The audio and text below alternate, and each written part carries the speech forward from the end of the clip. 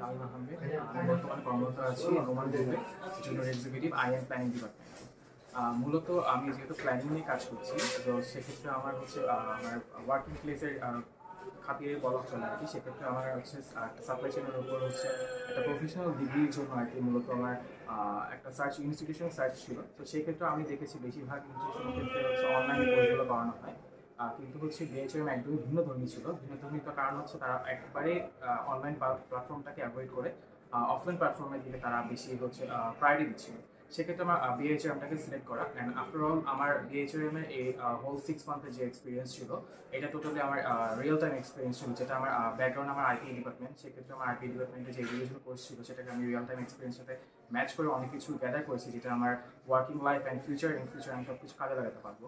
So আমি আশা করবো in future যারা হচ্ছে পিজিডি সাপ্লাই চেনের উপর যারা কোর্স বা কোনো কিছু আপনার কোর্স কমপ্লিট করবে, সেক্ষেত্রে তারা হচ্ছে অবশ্যই সাপ্লাই চেনের জন্য মূলত তারা বিআইচআরএমকে সিলেক্ট করবে, বিকজ তাদের হচ্ছে অফলাইন ক্লাসটা অনেক বেশি ইম্পর্টেন্ট অ্যান্ড সবচেয়ে বেশি হচ্ছে প্রায়োরিটির দিক দিয়ে সবচেয়ে আগে থাকবে। ধন্যবাদ।